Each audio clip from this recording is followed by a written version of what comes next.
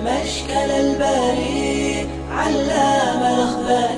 Azan.ru İslam Ағарту порталы ұсынады. Ұстаз Ерсін Әміре Абу Юсуфтың Құран тәпсірлері бойынша бейне дәрістерінің топтамасы.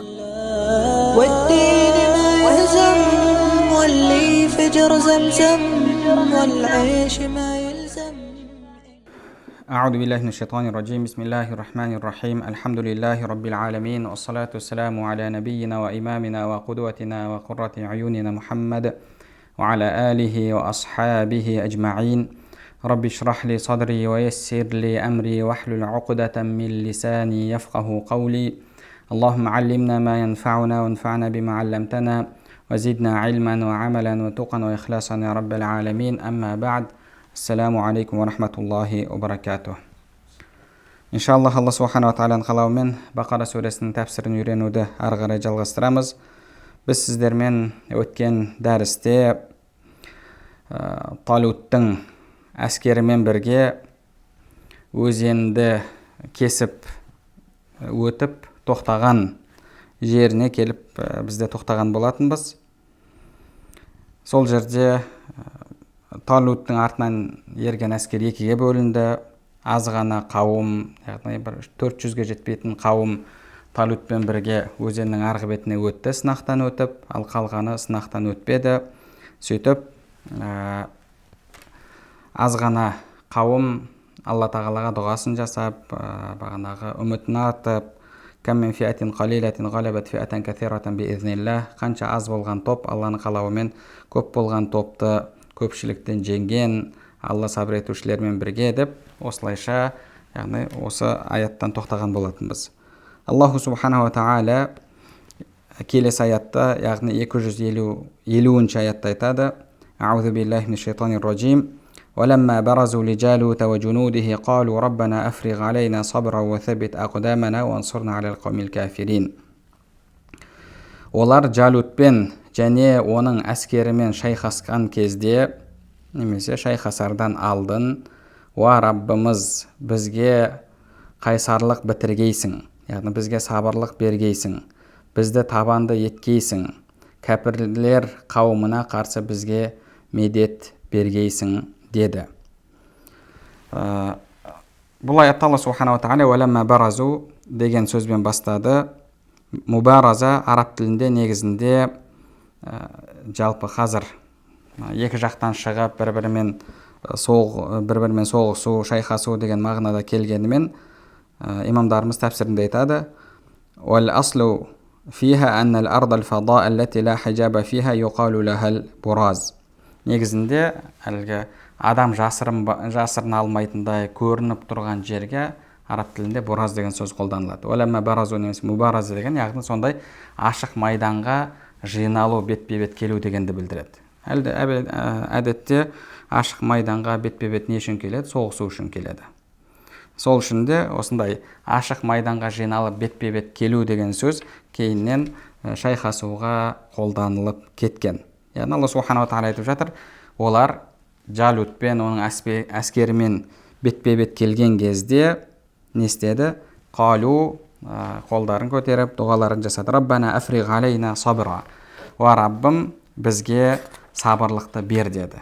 Бер дегенде де бұл жерде жалпы араб тілінде африг сөзі төгу дегенді, босату дегенді білдіреді. Негізінде ифраг босату, яғни мысалы шелекті алып, соның ішіндегі нәрсені босату. Босату қалай болады? Ішіндегіні төгумен болады.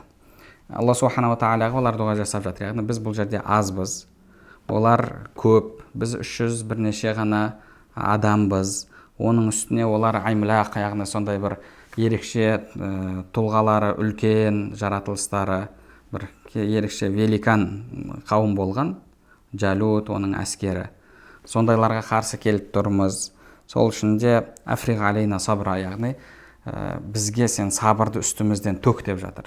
Біздің үстімізден сабыры төгіп жібермесең, яғни бізге сондай бір ерекше сабыр бермесең, біз мына жерде төтеп бере алмаймыз деп олар Алла субхана ва тағаладан дұға сұрап жатыр. Раббана африг алейна сабра, яғни бізге сабырыңды төк деп жатыр, бізге үстімізден төк. Яғни бізге сондай мол ерекше сабыр бер деп жатыр. Уәсәббит ақудамана, және біздің аяқтарымызды, яғни табандарымызды тұрақты еткейсің. Мына жерде бізді табанды еткейсің депті, яғни аяқтарымыздың нық болуын өзің нәсіп ет деп Алла субханала тағаладан сұрап жатыр. Уансурна алал қаумил кафирин, және кәфір қауымға қарсы бізге жәрдем бер, бізге медет бер, бізге өзіңнің жеңісіңді бер деп жатыр. Жалпы мұсылман адам кез келген жағдайда, әсіресе осындай қиын жағдайда Алла тағалаға дұға етуі керек.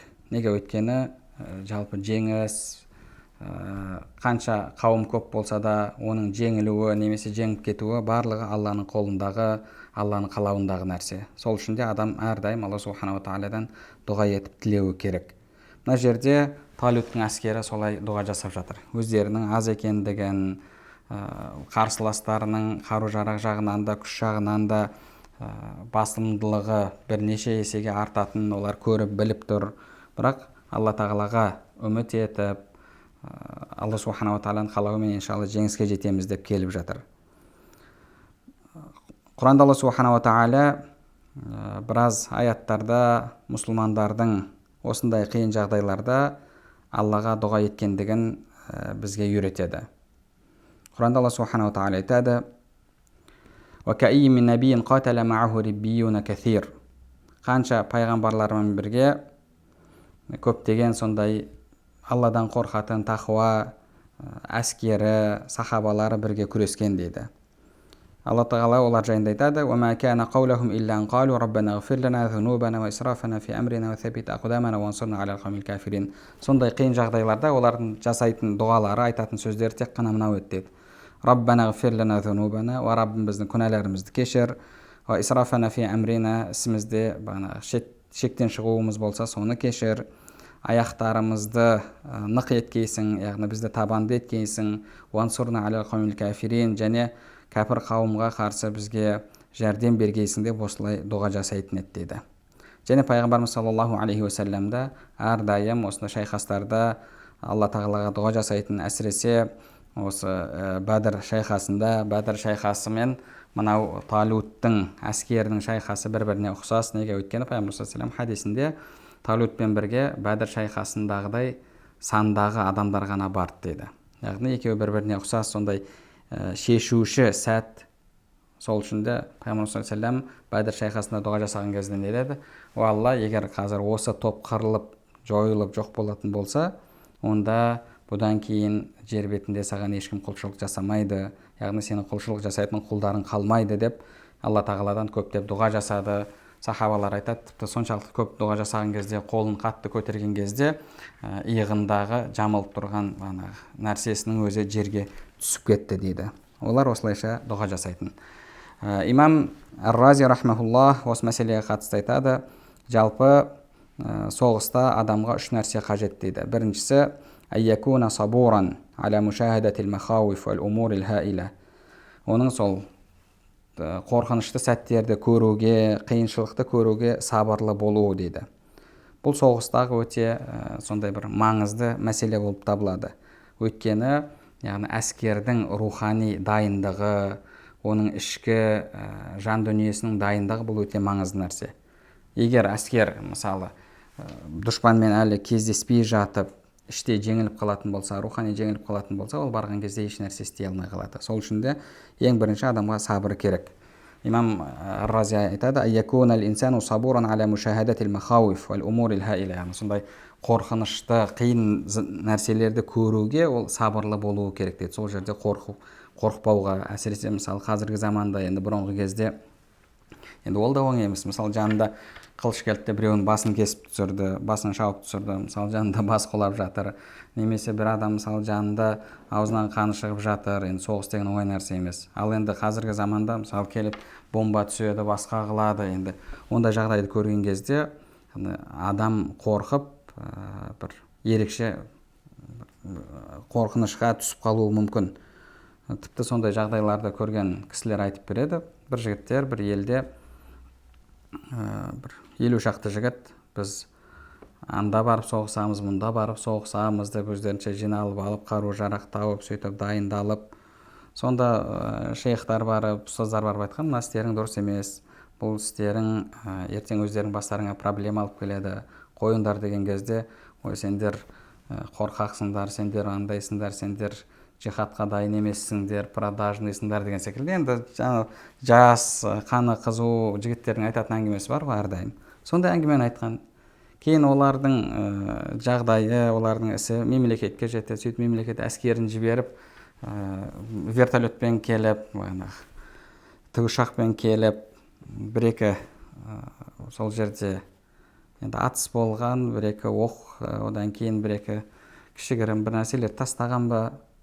Сол кезде ана жерде өздерінше Рэмбо болып жүргендер, кейбіреулер балаша жылады деді кәдімгі. Неге өмірінде ол нәрсені көрмегенде шынайы. Оған әлгі бұл нәрсе оңай сияқты. Қолына Рэмбо сияқты қолына автомат ұстап алып, мысалы бір өзі жүріп, мысалы 300-400 адамды қырып, соңында бағанағы соғысты бітіреді. Мәселе ол емес. Мәселе қиын. Сол үшін де адамға бірінші сабыр керек дейді. Одан кейін екіншісі ayakuna qad wujida min al-alati wal-adawati wal-ittifaqat al-hasana mimma yumkinuhu yaqifa wa yathbut wa la yasiru malja'an ila al-firar. Яғни ода жалпы дайындық болуы керек дейді. Дайындық, тәртіп, жоспар, оның барлығы дұрыс болуы керек деді. Ертең қашып кетпеу үшін дейді. Және үшіншісі an tazdada quwwatuhu ala quwwati aduwwihi hatta yumkinahu an yaqhara al-adu. Оның күшінің кәпірлердің, қарсыластың күшінен басым келуі дейді. Осы үш нәрсе қажет дейді. Және олар мына дұғаны жасаған кезде осы үш нәрсені сұрап жатыр дейді. Африға алейна сабра, яғни бізге сабырыңды төк, бізге сабырыңды бер. Ва саббит ақдамана, бізді табанды еткейсің, яғни бағанағы соғыста аяқтарымызды нық еткейсің деп, және сондай-ақ уансурна алал қаумил кафирин, яғни біздің күшімізді олардан басым етіп, олардан басым келуімізді, сөйтіп оларды жеңуімізді нәсіп ет деп, осылай дұға жасап жатыр дейді. Әрбір адам сондай қиын жағдайларға түскен кезде әрдайым бірінші Алла тағаладан жәрдем сұрауы керек. Аллаху субханаху ва тағала аяттың жалғасында, яғни 251-ші аятта айтады, келесі аятта: فهزموهم بإذن الله وقتل داود جالوت وآتاه الله الملك والحكمة وعلمه مما يشاء ولولا دفع الله الناس بعضهم ببعض لفسدت الأرض ولكن الله ذو فضل على العالمين. Олар Жалутпен және оның Алланың жәрдемімен олар жеңді деді. Алланың жәрдемімен олар жеңді. Дауд Жалутты өлтірді. Алла Даудке патшалық пен хикметті берді. Оған қалаған нәрселерін үйретті. Алла адам баласының біреуі арқылы қорғамаған болса, жер жүзі былығып кетер еді. Бірақ Алла бүкіл ғалам үшін мархамат иесі дейді. Яғни фахазамухум биизниллах, Алланың қалауымен оларды жеңді деді. Яғни мұсылмандар қарсыластарын жеңді. Бұл сөздің мағынасына имамдарымыз тәфсирінде айтады. Яғни Алла тағала олардың дұғасын қабыл етті, оларға сабыр берді, оларды табанды етті, олардың күшін қарсыластардың күшінен басым етті. Және олардың кәм мин фиатин қалилатин ғалабат фиатан кәсиратан биизниллах, қанша аз болған адамдар көп болған көпшілікті жеңген деген үміттерін ақтады. Сөйтіп Аллаху субханаху ва тағала мұсылмандарға жеңіс берді дейді. Жеңіс берді, және бұл жерде биизниллах, яғни Алланың қалауымен деп жатыр. Яғни Алланың қалауы болмаса, Алланың жәрдемі болмаса, онда аз қауым көп қауымды ешқашан жеңе алмайды. Сол үшін де имамдарымыздың айтатын сөзі бар. Жалпы егер ақиқат пен жалған кездесетін болса дейді, ақиқат пен жалған кездесетін болса, онда Алла тағала жалпы ақиқатқа жәрдемін береді деді. Ақиқат жағына. Бұл жерде олардың санының аздығы емес, олардың иманының басымдылығы, осы мәселе көбірек рөл ойнайды деді. Олардың тақуалығы. Ал егер мәселе екі жақ жалған мен жалған болатын болса, яғни мысалы бір адасқандармен екінші адасқандар соғысайын деп жатыр. Бұл кезде мәселені шешетін нәрсе бағанағы соғыстағы дұрыс жоспар, қару-жарақтың көбірек болуы, әскердің санының көбірек болуы, осы нәрсе мәселені шешетін дейді. қарап отыратын болсақ, пайғамбар саллаллаху алейхи шайқастардың бәрінде мұсылмандар ашылық болған. Бәдірде де, Ухудта да, тіпті Халид ибн Валид радиаллаху анху барып 5000 әскермен 200 мың әскерге қарсы тұрған кезі болды. Бірақ әйтеуір Алланың қалауымен ешқандай бір шығынға ұшырамастан ол соғыстан шығып кетті. Бұл жерде де, яғни жалпы мұсылмандар азшылық, басқа қарсылас тарап көпшілік, сол үшін де бұл жерде мәселені шешуші ол тек қана Алла тағаланың жәрдемі, Алла тағаланың жәрдем беруі. Басқаша мұсылмандар жеңілер еді. Неге? Өйткені мына жақта саны көбірек, олардың әскери дайындығы да қайда күшті. Аллаху субханаху ва тағала айтып жатыр: «Фахазамухум биизниллах», Алланың қалауымен мұсылмандар жеңді кәпірлерді. «Ва қатала Дауду Жалут», және Дауд алейхиссалам Жалутты өлтірді дейді. Яғни осы жерде жалпы Дауд алейхиссалам көзге түсті. Негізінде ол кәні рағиян, яғни қой бағатын жай қарапайым адам болды. Оның 7 бауыры болды. Негізінде бауырлар соғысқа кетті. Кейін олардың артынан іздеп барып, олардың хабарын білу үшін барған кезде не болып жатыр деп, Жалут сол уақытта мұсылмандарды жекпе-жекке шақырып тұрады. Жекпе-жекке біреуін шығыңдар, сонымен мәселені шешейік деп. Егер мені жеңсе, онда біз былайша айтқанда истислам боламыз, яғни сендерге өздеріміз тапсырамыз. Егер біз жеңетін болсақ, онда сендер жеңілген болып есептелесіңдер деп, Жалут, яғни ішіндегі мықтысы, бағана күштісі, олардың әскер басшысы, бір өзі жүздеген адамды жайпап салатын, сонда бір ерекше күш қуат иесі болған. Және денесі де алып болған. Сөйтіп, ешкім шыға алмайды, қорқады. Дауд өзінің бауырларына барып, шықсаңдаршы десе, олар да қорқады. Сонымен ол өзі шығуға бел буады. Сонда жолда бір тасты кездестіреді, тәфсірлерде солай келеді. Ол тас айтады: мен Мусаның тасымын, мені ал, Муса менімен пәленшені өлтірген дейді. Кейін тағы бір тасты кездестіреді, ол Харунның тасымын дейді. Кейін тағы бір тас оған айтады: мені ал, Жалутты өлтіретін тасмен боламын деп. Сөйтіп, үшеуін алып қосқан кезде бір тасқа айналды деді. Оның әлгі тасты салып айналдырып ататын құрал болған. Қарап отыратын болсақ, яғни сондай бір жеңіл құралмен, Алланың қалауымен Дауд Жалутты жеңді. Сол жерде Талут уәде береді: егер кімде-кім шығып жекпе-жекке жеңетін болса, мен онымен патшалығымды бөлісемін, оған дүниемнен бөліп беремін, қызымды беремін деп осылай уәде етеді. Сөйтіп Дауд алейхиссалам шығып, сол жерде Алланың қалауымен Жалутты өлтіреді. Яғни айналдыратын нәрсесінің құралын айналдырып тұрып атқан кезде тас келіп тиіп, оның денесін тесіп жіберді деді. Бұл да Алланың қалауымен әлбетте. Сөйтіп Жалут өлді. Өлгеннен кейін жандағы әскерлер рухани күйзеліске, рухани жеңіліске ұшырады. Бұл әлбетте ең маңызды нәрсе. Одан кейін ары қарай мұсылмандар оларды жеңді. Аллаху субханаху ва тағала аяттың жалғасында айтады: وَقَتَلَ دَاوُدُ جَالُوتَ وَآتَاهُ اللَّهُ الْمُلْكَ وَالْحِكْمَةَ. Және Алла тағала Дәуітке патшалықты, сондай-ақ хикметті берді дейді. Хикметті берді. Патшалықты берді деген сөздің мағынасы, яғни оны патша етті. Патшалық Дауд алейхиссаламға негізінде сол оқиғадан кейін тәфсірлер бойынша 7 жылдан кейін келді дейді. Неге патшалықты берді деп жатыр? Өйткені Дауд алейхиссалам патшаның баласы емес, және патша шығатын әлгі Яқуб алейхиссаламның 12 ұрпағы болса, соның патша шығатын ұрпағынан емес. Ол жерде 12 баласы болды, 12 әулет. Соның бір әулетінен, мысалы, пайғамбарлар шығатын, бір әулетінен патшалар шығатын. Дауд алейхиссалам ондай әулеттен емес еді. Талут та тура сондай. Сол үшін де Талут сендерге патша болады деген кезде, қалай ол бізге патша болады деп Бани Исраил қарсы шықты. Дауд алейхиссалам да ондай патша шығатын әулеттен емес еді, және одан кейін әкесі де, өзі де қарапайым қой бағып жүрген адамдар болды. Аллаху субхана ва тағала ва атахуллахул мульк, оған патшалықты берді, уал хикма, және даналықты берді дейді. Даналықты берді. Бұл жердегі даналық сөзінің мағынасы жалпы яғни пайғамбарлықты берді.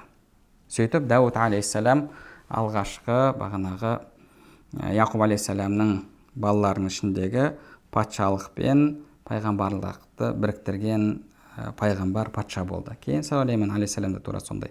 Одан алдыңғы уақытта, мысалы мына жерде Талут патша Ашмуил деп келеді тәфсірлерде, яғни Ашмуил ол пайғамбар. Пайғамбардың бағыт бағдар беруімен патша мемлекетті басқарып отырады. Бірақ Дауд алейхиссаламға келген кезде Алла тағала екеуін біріктіріп берді. Ва атахуллахул мулька уал хикма. Енді бұл жерде Аллаху субхана ва тағала осы ерлігі үшін, осындай бір батырлығы үшін патшалық пен мүлікті берді ме? Яғни патшалық пен пайғамбарлықты Алла тағала сол үшін берді ме? Негізінде, яғни сөзде былай қарайтын болсақ, мысалы біреу бір нәрсені істеді, кейін ол мынандай болды деген сөз келген кезде, мынаған себеп болды дегенді білдіреді негізінде. Мысалы, біреу жайында айтасың, фирмада жұмыс істейді, сол фирмада өзінің біліктілігімен, іжтихаттылығымен, өзінің тырысуымен көзге түсті, кейін директор болды деп айтатын болсаң, сол фирмаға директор болды десең, яғни мынау ісі оның мынаған себеп болды дегенді білдіреді. Яғни оның білгірлігі, әрекет етуі, тырысуы, пунктуальность дейміз, басқа дейміз, сол нәрселері оның директор болуына себеп болды деген мағынаны білдіреді. Енді мына жерде Алла субхана ва тағала уақатала Дауду Жалут, Дауд Жалутты өлтірді, және Алла тағала оған билікпен, патшалықпен пайғамбарлықты берді деді. Яғни пайғамбарлық пен патшалықты Алла тағала сол соғыстағы әрекет үшін, ерлігі үшін сый ретінде берді ме? Ғұламаларымыз айтады, негізінде олай емес дейді. Неге? Өйткені пайғамбарлық ол бір нәрсенің сый ретінде берілетін дүние емес дейді. Сый ретінде берілмейді. Аллаху субхана ва тағала Аллаху а'ламу хайсу яджалу рисалата. Алла өзі біледі пайғамбарлықты кімге беретін, қалай беретін дейді. Және ол Алланың таңдауымен болатын нәрсе. Яғни оның бір іс-әрекет үшін емес. Іс-әрекет үшін пайғамбарлыққа лайық болып, кейін Алла тағала оны пайғамбар еткен жоқ. Пайғамбарды Алла тағала өзі таңдайды, әуел бастан соны пайғамбар етеді. Сол үшін де бұл жерде, яғни сыртқы мағынасын қарасаң, Дауттың ерлігі үшін Алла тағала пайғамбарлық пен патшалықты берген сияқты болды. Негізінде олай емес.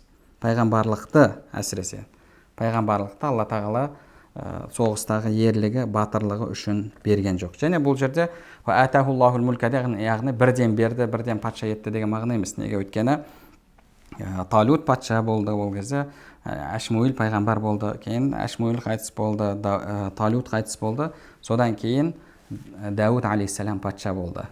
Бұл арада жалпы 7 жыл уақыт өтті. Сол үшін де, яғни пайғамбарлық бір нәрсенің сый ретінде берілмейді. Алла субхана ва тағала ары қарай айтады: «Уалламаху мимма яша», және оған қалаған нәрсесін үйретті дейді. Қалаған нәрсесін үйретті деген сөзде мақсат не? Имамдарымыз айтады, бұл сөзден мақсат дейді, біріншіден Алла субхана ва тағала Құран кәрімде «Уалламнаху сан'ата лабусин лакум литухсинаkum мин бәсикум», біз оған соғыстан қорғанатын киімдер, сауыттарды жасауды үйреттік дейді. «Уаланна лахул хадид», біз оған темірді балқытып ертіп бердік дейді. Жалпы Дауд алейхиссалам қол деген темір ерекше балқып, майысып, керек формаға келе беретін болған. Алла тағала сонда ерекше қасиет берген, ерекшелік берген муъжиза Дауд алейхиссаламға. Бұл жердегі біз оған үйреттік деген, яғни осындай соғыста киетін сауыт сайман жасауды үйреттік деген мағынада дейді. Және сондай-ақ оған үйреттік деген сөзден мақсат аннал мурада каламут тайр уан намл, құстармен, құмырсқалармен сөйлесуді үйретуі дейді. Өйткені Алла тағала Құран кәрімде уаллимна мантиқат тайр, Алла тағала бізге құстардың тілін үйретті деп келеді. Және сондай-ақ бұл сөзден мақсат, яғни қалағанын үйретті деген сөзден мақсат ма ятааллақу бимасалихи дуния ва дабтил мульк, жалпы адамдарды игере білу, мемлекетті басқару, саясатты жүргізу, осы нәрселерді үйретті дейді. Неге? Өйткені Дауд алейхиссалам оны өзінің әкесінен үйренген жоқ. Әкесі патша болған жоқ. Мысалы, әкесі патша болатын болса, кішкентай кезінен әкесінің жанында жүреді, жиналыстарына қатысады, қалай мемлекетті басқару керек, соны үйренеді. Сөйтіп, әкесін көріп, тәжірибе жинап, кейін патша болады. Дауд алейхиссаламда ондай ешқандай, былайша айтқанда, тәжірибе жоқ, опыт жоқ. Алла субханала тағала оған өзі үйретіп қойды. Және сондай-ақ бұл сөзден мақсат илмуддин дейді. Дін білімін Алла тағала үйретті. Ва атайна Дауда забура, біз Даудке забурды Алла тағала бердік дейді. Біз Даудке забурды бердік. Яғни забурды берді, білімді үйретті. Және сондай-ақ бұл аяттан мақсат дейді әл-алхана тайиба, көркем дауысты бердік дейді. Алла субханала тағала Дауд алейхиссаламға бір көркем дауыс берген, және сондай-ақ бір музыкалық аспапта ойнайтын болды. Жалпы мизмар Дауд деп айтылады ғой. Мизмар әл-Дауд деп айтады. Пайғамбар саллаллаху алейхи ва саллям Абу Муса әл-Ашариға не деді? Лақад утита мизмаран мин мазамири әл-Дауд. Саған сол Даудқа берілген аспап берілген сияқты дейді. Даусың сондай керемет деп Абу Муса әл-Ашариді Пайғамбар саллаллаху алейхи ва саллям мақтаған еді. Яғни уалламаху мимма яша, Алла тағала оған қалаған нәрсесін үйретті дегенге жалпы осының барлығы кіреді. Сол керемет даусымен Алланы зікір ететін, Алланы зікір еткен кезде таулар, тастар барлығы бірге қосылып зікір ететін. Құранда Алла субханала тағала айтады ғой: Я джибалу ауиби мааху ват-тайр. Таулар және құстар сендер Даудпен бірге зікір етіңдер деді. Яғни Дауд алейхиссалам зікір етіп жатқан кезде олардың барлығы бірге қосылып зікір ететін. Оны зікір еткен кезде Дауд алейхиссалам олардың зікірін еститін, яғни бір сондай бір ерекше бір атмосфера болатын. Нағыз сопылық атмосфера, ойлап қарасаң, яғни бір ерекше бір сондай бір не дейміз, бір симфония бір сондай болып, ерекше жағдай болатын. Енді Алла субханала тағала бұл жерде біз оған патшалық пен пайғамбарлықты бердік деді. Уламаларымыз айтады, енді пайғамбарлықтың ішіне білім кіреді ғой, өйткені пайғамбарға Алла тағала білім береді.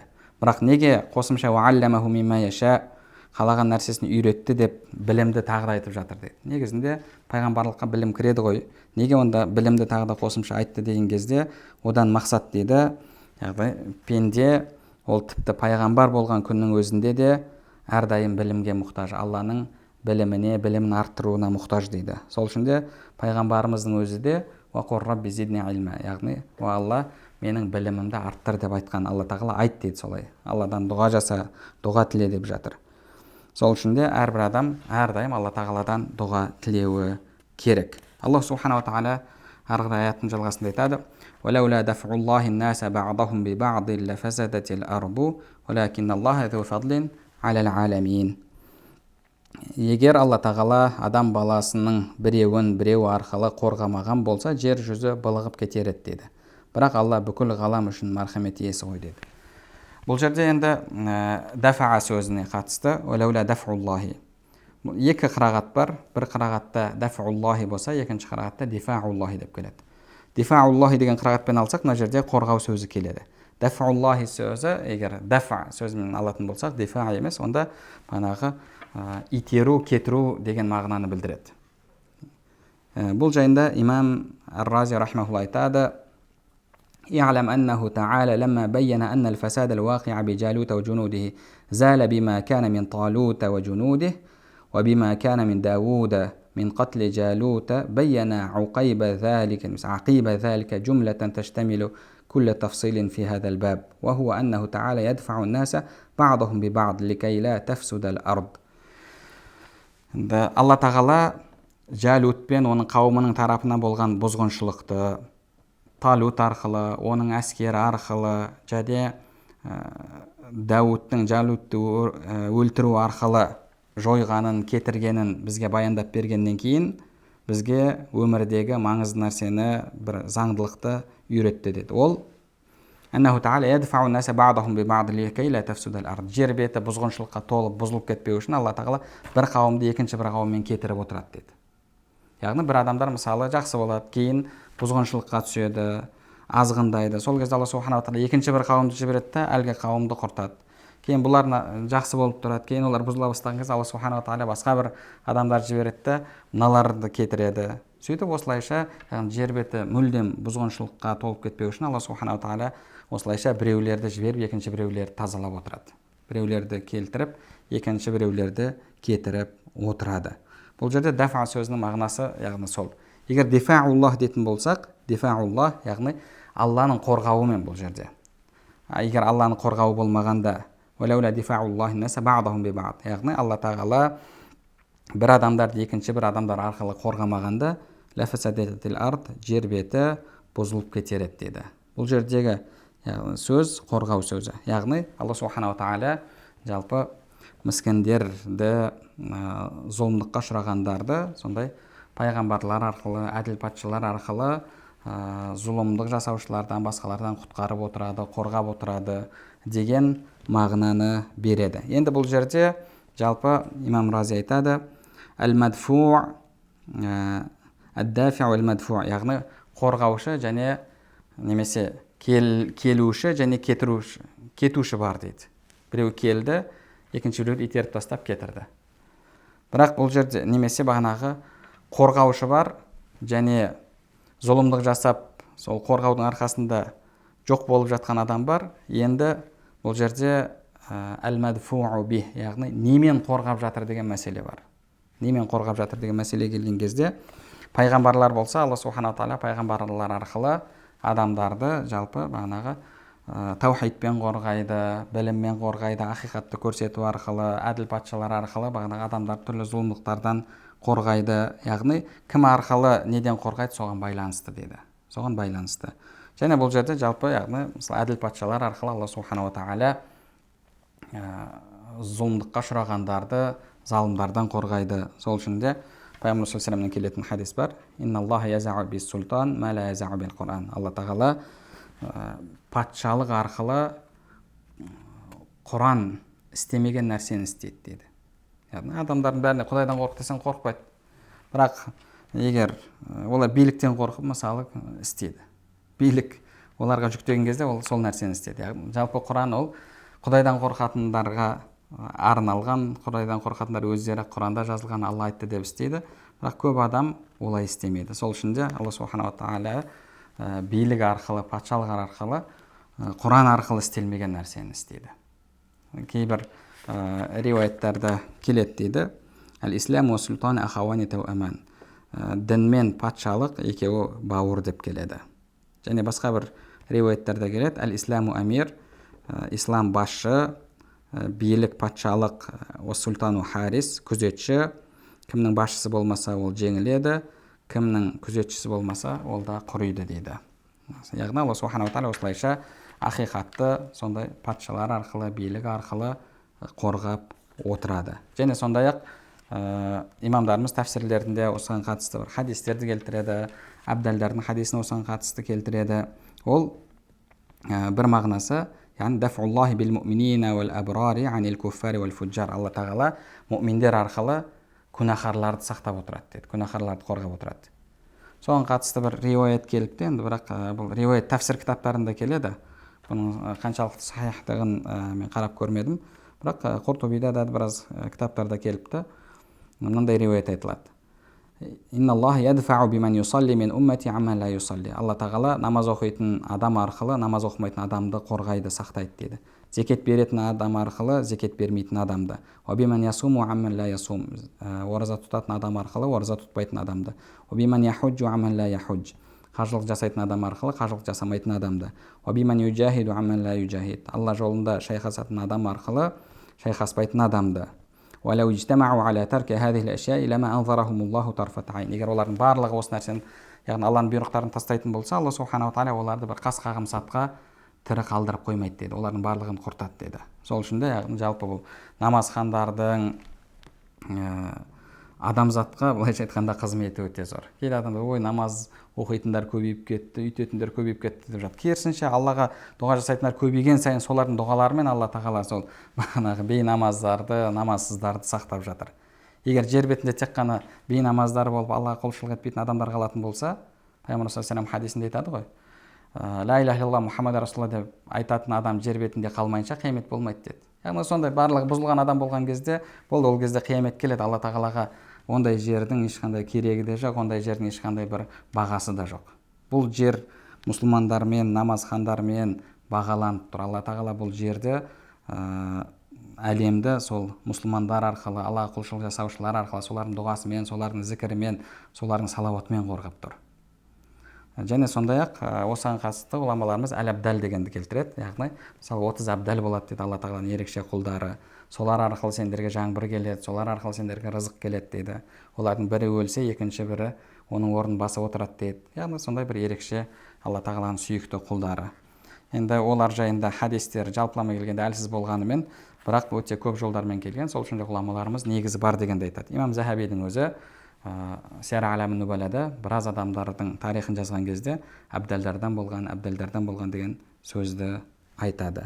Иншалла осымен дәрісімізді тамамдаймыз. Алла субхана ва тағала бәрімізге пайдалы білім нәсіп етсін, білімдерімізге амал етуімізді және амалдарымыздың қабыл болуын нәсіп етсін. Субханакаллахумма бихамдика, ашһаду ан ла илаха илля анта, астағфирука ва атубу илейк.